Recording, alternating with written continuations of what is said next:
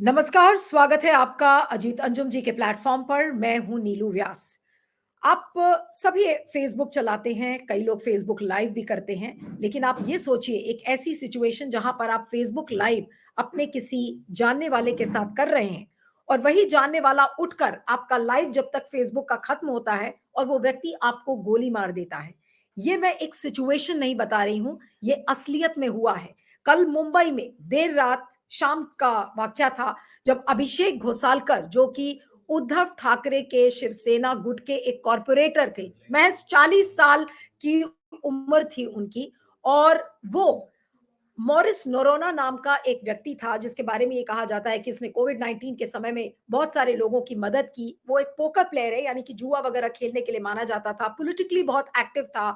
उसके बारे में ये कहा जाता है कि वो अभी आने वाले बीएमसी के चुनाव में टिकट चाहता था। लेकिन अभिषेक गोसालकर जो कि कॉर्पोरेटर था, उसके साथ उसकी दुश्मनी थी। लेकिन लोगों को दिखाने के लिए मॉरिस नोरोना और अभिषेक गोसालकर साथ में आए। मुंबई का जो बोरिवली ईस्ट का जो इलाका है, वहाँ की आईसी कॉलोनी में मॉरिस नोरोना का ऑफिस था और उस ऑफिस के अंदर दोनों ने ये कहा कि अब हम लोग मिलकर बैठकर काम करेंगे और उस फेसबुक लाइव का उद्देश्य यही था कि लोगों को बताना कि अब हम साथ आ गए हैं, यानी कि मॉरिस नोरोना और अभिषेक गोसालकर अब साथ काम करेंगे। तो उस साथ काम करने को लेकर अभिषेक गोसालकर जब फेसबुक लाइव में ये बता रहे थे कि भाई हमारे पहले के डिफरेंसेस थे और अब हम साथ काम करेंगे और उन्होंने साथ में ये भी कहा कि भाई हमारे बहुत सारे समर्थक हैं जो कि बाहर इंतजार कर रहे हैं, इसलिए अब मैं उठूंगा। जैसे ही वो उठते हैं यानी कि अभिषेक गोसालकर जैसे ही उठे उसी तरफ जो मॉरिस नोरोना थोड़ी देर पहले फेसबुक लाइव से हट चुके थे, उन्होंने गोली मारी और मॉरिस नोरोना ने अपने आप को खुद भी गोली मार लिया। अब ये एक रहस्य की बात है कि आखिर मॉरिस नोरोना ने अपने आप को गोली क्यों मारी? ये अभी भी जांच का विषय बना हुआ है। इसमें 2 एफआईआर्स फाइल की गई हैं। एक मॉरिस नोरोना का केस है और दूसरा जो अभिषेक गोसालकर का है। जैसे ही उनको गोली लगी और ये बताया जा रहा है कि 15 सेकंड में 5 गोलियां अभिषेक गोसालकर पर दागी गई थी और वो लाइव मर्डर सबने देखा और वो विजुअल इतना डिस्टर्बिंग है कि आपके लिए मैं उसको प्ले नहीं कर सकती हूँ, लेकिन जिस तरीके से इस समय तमाम वो वीडियो वायरल है सोशल मीडिया पर देखा जा रहा है, तो आप ये सोचेंगे कि मुंबई में आखिर वहां की कानून व्यवस्था को क्या हो गया है। कुछ और डिटेल्स जो कि मैं आपको बताना चाह रही हूं कि जब मॉरिस नोरोना ने गोली दागी है अभिषेक का गोसालकर के ऊपर, तो उस समय वहां पर एक व्यक्ति बैठा हुआ था, उसका नाम था मेहुल पारिक और उसको मुंबई की क्राइम ब्रांच ने गिरफ्तार भी किया है। अब ये भी हो सकता है कि मेहुल पारिक को पता हो कि मॉरिस नोरोना उसको क्यों मारने जा रहे हैं। ये भी हो सकता है कि इस मर्डर का राज मेहुल पारिक खोल सके। लेकिन जो प्रिलिमिनरी इंफॉर्मेशन आ रही है और जो सूचना के मुताबिक ये कहा जा रहा था कि मॉरिस नोरोना बीएमसी के चुनाव के लिए टिकट चाहते थे, लेकिन अभिषेक गोसालकर ने उसका विरोध किया था। इसके अलावा मॉरिस नोरोना पर ऑलरेडी एक रेप का केस चल रहा था, तो मॉरिस नोरोना को शायद ये लगा और जो उसके जानने वाले हैं और जो उसके ग्रुप के लोग थे, उन्होंने मुंबई के कई पत्रकारों को ये बताया है कि मॉरिस नोरोना को ये लगता था कि जो भी कानूनी दांवपेच और कानूनी दिक्कतें जो मॉरिस नोरोना के लिए खड़ी हुई हैं, वो अभिषेक गोसालकर ने खड़ी की हैं। तो ये आपस की दुश्मनी का स्रोत था और यही कारण था कि उनमें आपस में दुश्मनी बनी। लेकिन साथ में वो आए चुनाव के ज़रिए, राजनीतिक कारणों के ज़रिए, लेकिन अब क्योंकि यहाँ पर 2 गुटों का मामला है। एक क्योंकि उद्धव ठाकरे की जो शिवसेना है, उसके कॉर्पोरेटर थे अभिषेक गोसालकर। अभिषेक गोसालकर के जो पिताजी हैं, वो भी एमएलए थे, विनोद गोसालकर जिनका नाम है, बहुत नामी-गिरामी नेता मुंबई के वो माने जाते हैं। तो यहाँ पर अब ये आरोप लग रहा है कि एकनाथ शिंदे का हाथ है इस पूरे खेल में, जिसको लेकर अभी संजय राउत जो कि शिवसेना यूबीटी के नेता हैं, उन्होंने अभी थोड़ी देर पहले एक प्रेस कॉन्फ्रेंस किया है और उस प्रेस कॉन्फ्रेंस में उन्होंने ये बताया है कि देखिए गुंडा राज और माफिया राज इस समय चल रहा है और संजय राउत ने तो ये पूछ लिया कि अब मोदी जी और शाह जी की ईडी और सीबीआई कहाँ गई है और इस तरीके की कानून व्यवस्था जो उथल-पुथल हो गई है, आज उसके लिए जिम्मेदार उन्होंने प्रधानमंत्री नरेंद्र मोदी और अमित शाह को ही ठहरा दिया है। ये कहना है संजय राउत का। लेकिन अभी इस पूरे केस में बहुत सारी लेयर्स हैं। और लेयर्स मैं इसलिए कह रही हूं क्योंकि अभी भी इसको लेकर काफी पॉलिटिकल रिएक्शंस आ रहे हैं। मॉरिस नोरोना क्रिश्चियन कम्युनिटी के हैं, तो जाहिर सी बात है कि अब इसको एक कम्युनल एंगल भी दिया जाएगा, ये हमें नहीं भूलना चाहिए। तो एक इसका कम्युनल एंगल है कि इसको क्रिश्चियन बनाम हिंदू की लड़ाई में दिखाया जाए, और दूसरा है जो कि एक राजनीतिक लड़ाई है, शिंदे बनाम उद्धव ठाकरे के गुट की। तो जाहिर सी बात है कि इस चीज को लेकर अब राजनीति गर्म होगी। और ये पूरा मर्डर केस कब हुआ है? ठीक एक हफ्ते पहले, अगर आप याद करें, तो बीजेपी के ही एक एमएलए ने एकनाथ शिंदे फैक्शन के जो नेता थे, एमएलए इनफैक्ट महेश गायकवाड़, उनका भी दिन दहाड़े इसी तरीके से उनको गोली मारी गई थी। तो अगर एक हफ्ते के अंतराल पर इस तरीके से गोली मारी जा रही है, लोगों की हत्या करी जा रही है, तो जाहिर सी बात है कि आज गंभीर सवाल कानून व्यवस्था के ऊपर खड़े हुए हैं। अभी थोड़ी देर पहले आदित्य ठाकरे का एक स्टेटमेंट आया है, और आदित्य ठाकरे ने कहा है कि आखिर ये जो कानून व्यवस्था की हालत है, इसको हम कब तक बर्दाश्त करते रहेंगे, और अगर यही हालत रही तो फिर किसी भी इंडस्ट्री का मुंबई में आकर काम करना या किसी भी इंडस्ट्री को खड़ी करना, ये बहुत मुश्किल हो जाएगा। तो कुल मिलाकर अगर आप देखें तो ये एक राजनीतिक मामला तो बन ही गया है, साथ में कानून व्यवस्था की धज्जियां किस तरीके से इस समय एकनाथ शिंदे के सरकार में खड़ी हो रही है, और इसमें काफी जवाब देना पड़ेगा एकनाथ शिंदे को कि आखिर ऐसा क्यों हुआ। और तीसरी तरफ मॉरिस नोरोना का इंटेंशन क्या था? मॉरिस नोरोना ने आखिर क्यों प्लान किया? क्या ये प्लान्ड मर्डर था? इस मर्डर के बारे में क्या मेहुल पारिक को जानकारी थी, जो कि अब गिरफ्तार हो गए हैं? ये सारे जो जैसे जैसे जांच आगे बढ़ेगी, इसका हमें जवाब सीधा सीधा मिलेगा। लेकिन अभिषेक गोसालकर को शायद पता नहीं था कि उन्हीं के बगल में उनकी मौत बैठी हुई है, और इस तरीके से उनकी मौत को लोग वायरल वीडियो के जरिए देखेंगे। 40 साल की उम्र थी अभिषेक गोसालकर की, और उन्होंने अपने फेसबुक लाइव में भी कहा था कि देखिए, अभी तो बहुत काम करना है, हमें लोगों को साड़ियां बांटनी है, हमें आईसी कॉलोनी के विकास के लिए बहुत सारा काम करना है। इस तरह तमाम तरीके की बातें, अगर आप उस वीडियो को ध्यान से देखिए तो फेसबुक पर वो वीडियो उपलब्ध है, आप देख सकते हैं। लेकिन जैसा मैंने कहा कि दिल दहलाने वाला वो वीडियो है, जिस तरीके से वो फेसबुक पर बोलते हैं और तुरंत उनको गोली लगती है। तो 15 सेकंड में 5 गोलियां, उसके बाद जब तक उनको हॉस्पिटल लेकर जाते हैं, तब तक अभिषेक गोसालकर ने दम तोड़ दिया था। लेकिन ये अभी एक रहस्य बना हुआ है कि आखिर मॉरिस नोरोना ने आत्महत्या क्यों की? ये एक बड़ा सवाल अभी भी बना हुआ है। तो अब बीएमसी का चुनाव है, लोग ये कह रहे हैं कि बीएमसी के जो चुनाव में ये चीजें भारी पड़ सकती हैं एकनाथ शिंदे के लिए।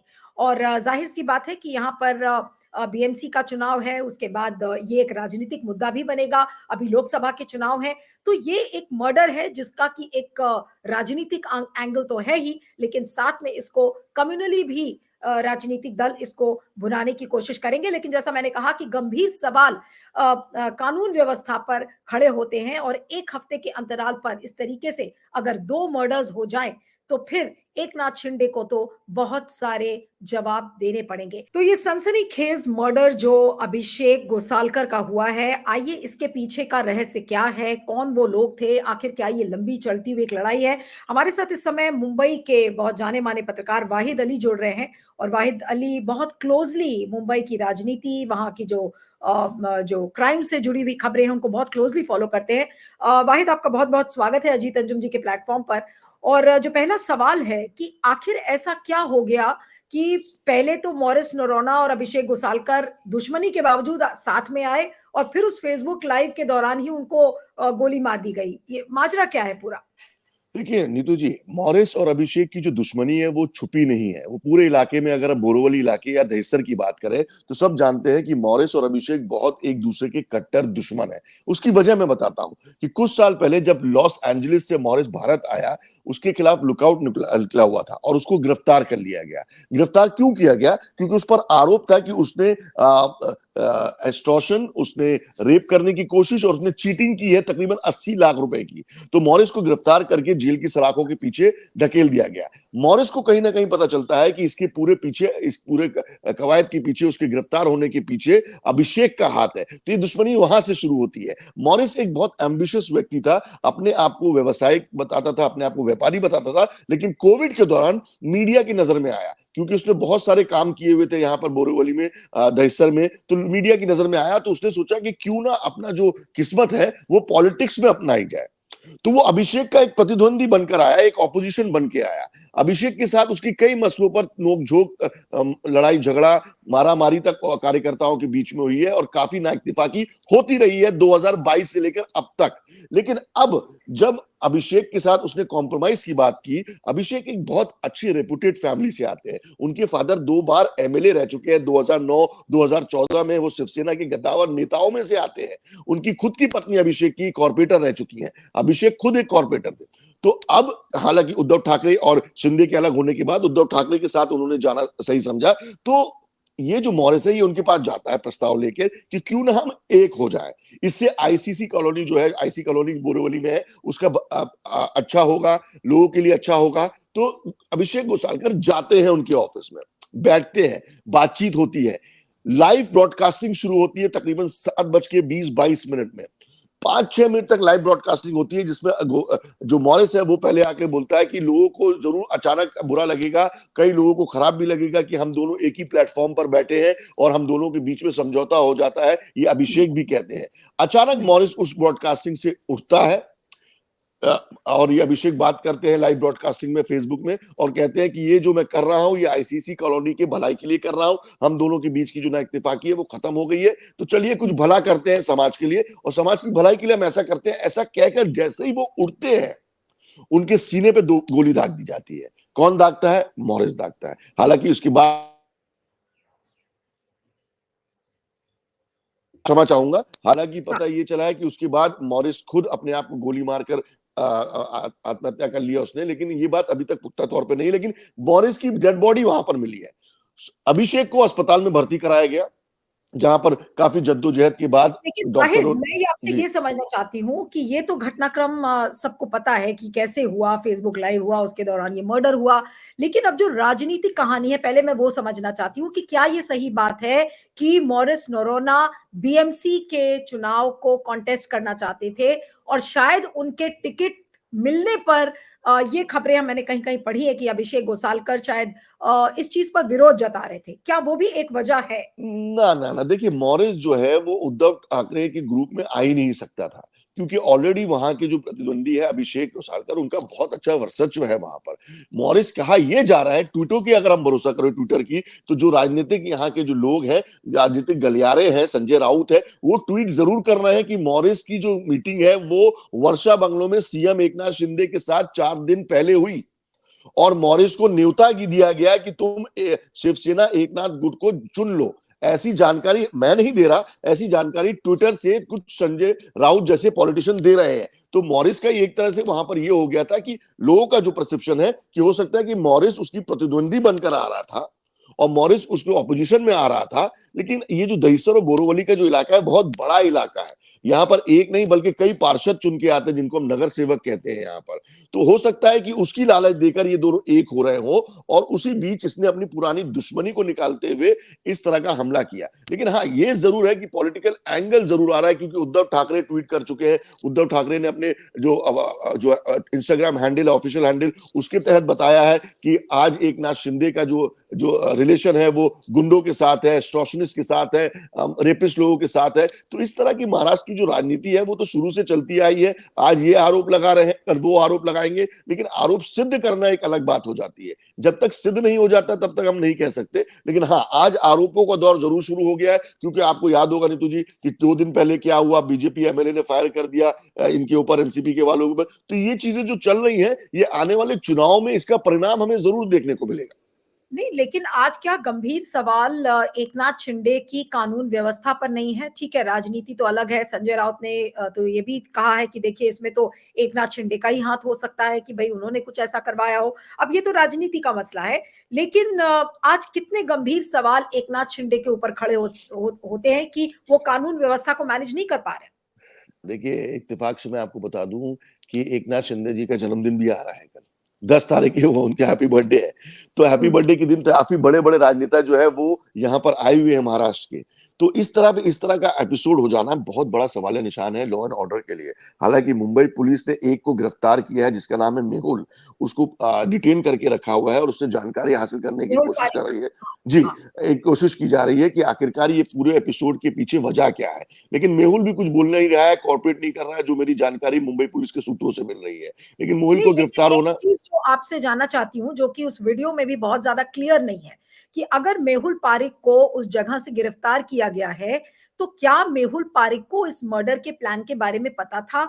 मेहुल पारेख का रिश्ता अभिषेक गोसालकर और मॉरिस नोरोना के साथ क्या है? वो क्या एक देखिए, कॉमन फ्रेंड है दोनों के बीच? मेहुल पारेख जो है वो मॉरिस का बंदा है, ऐसी जानकारी हमारे पास आ रही है पुख्ता से।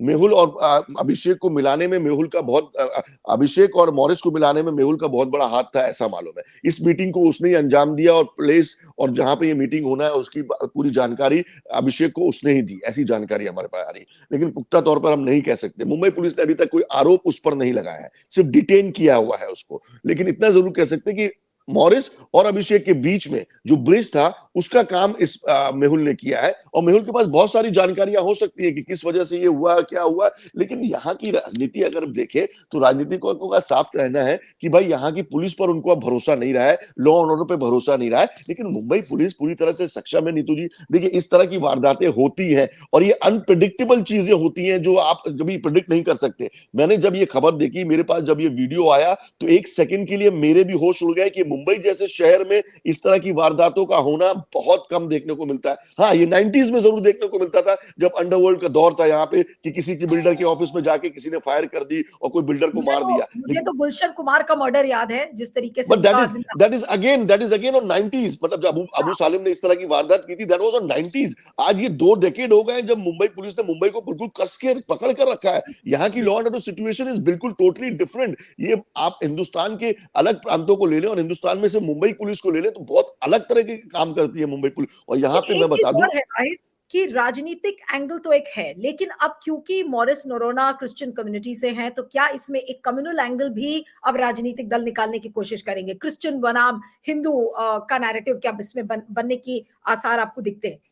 बिल्कुल, यही आसार की वजह से कल वहां पे बहुत ज्यादा पुलिस की तादाद को डिप्लॉय किया गया, वहां पे बहुत ज्यादा पुलिस को लगाया गया, क्योंकि मॉरिस एक ऐसी कम्युनिटी से आते हैं और ऐसे कम्युनिटी के लोग उनको सपोर्ट करते हैं जो कि बिल्कुल विपरीत है। यहाँ पे हो सकता है, कल मैं बिल्कुल इस बारे में पुख्ता नहीं कह सकता, लेकिन हो सकता है जो खबरें हमारे लोग हमें वहां पे दे रहे हैं कि यहाँ पे कम्युनल टेंशन जरूर हो सकता है। लेकिन मुंबई पुलिस के हमारे लोगों से बातचीत, उनका कहना है कि उन्होंने पर्याप्त तौर पर वहां पे डिप्लॉय कर दिया है पुलिस वालों को, और वहां पे ऐसे कोई टेंशन को एक्सकेलेरेट होने नहीं देंगे वो, और पूरी तरह से सिचुएशन अंडर कंट्रोल है। लेकिन ये जो मॉरिस ने जो किया है, इसकी छानबीन करना बहुत जरूरी है और बहुत दुखदाई है। देखिए, अभिषेक गोसालकर एक बहुत ही प्रोमिनेंट फैमिली से, प्रोमिनेंट उनका मास लीडर है वो वहां पे, और इस तरह की वारदात का सामने आना लोगों को प्रोवोक किया कर सकता है। लेकिन वो लोगों को शांत करने के लिए उद्धव ठाकरे ने भी आह्वान किया है, उनके नेता और जो लोकल लीडर्स हैं वहां के, वो भी लगातार लोगों के संपर्क में है वहां पर। नहीं, लेकिन जो बीएमसी का चुनाव है, अभी तो पता नहीं बीएमसी का चुनाव कब होगा, लेकिन अगर बीएमसी का चुनाव में एक शिवसेना उद्धव ठाकरे के गुट का अगर इस तरीके से कॉर्पोरेटर को मार देना, क्या ये उद्धव ठाकरे के गुट के लिए एक बड़ा धक्का नहीं होगा जब भी बीएमसी के चुनाव होंगे तो?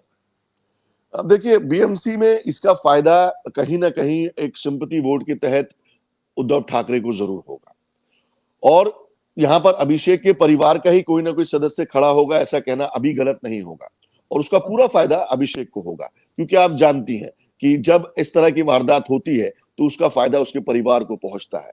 लेकिन अभिषेक बहुत यंग एज में चले गए, बहुत अच्छे दोस्त थे मेरे, व्यक्तिगत तौर पे मैं उनको जानता था, काफी सुलझे हुए थे। जब मैं उनके फादर को 2009 2007 8 में कवर किया करता था, तब वो बहुत कम उम्र के व्यक्ति थे और एम्बिशियस थे, बहुत अच्छे, मतलब प्यार मोहब्बत की बात करने वाले लोग थे। लेकिन मुझे कल का इस एपिसोड से बहुत धक्का लगा कि एक अच्छा लीडर, एक अच्छा नेता, उभरता हुआ नेता महाराष्ट्र में और मुंबई ने खो दिया। चलिए, अब देखना होगा। क्राइम ब्रांच ने इस पूरे जांच को अपने हाथ में रखा है और क्या कुछ होता है। और जैसा कि आप कह रहे थे कि मेहुल पारेख हो सकता है कनेक्टिंग लिंक हो, उनको बहुत सारे राज पता हो। क्या मेहुल पारेख से क्राइम ब्रांच सच्चाई उगलवा पाएगी? क्या रहस्य था इस पूरे मर्डर का? हम देखेंगे आने वाले दिनों में। Thank you so much Wahid Ali for joining, और इस थैंक यू। वीडियो को ज्यादा से ज्यादा शेयर करिएगा, फीडबैक दीजिएगा और बने रहिएगा मेरे साथ अजीत अंजुम पर। Thank you.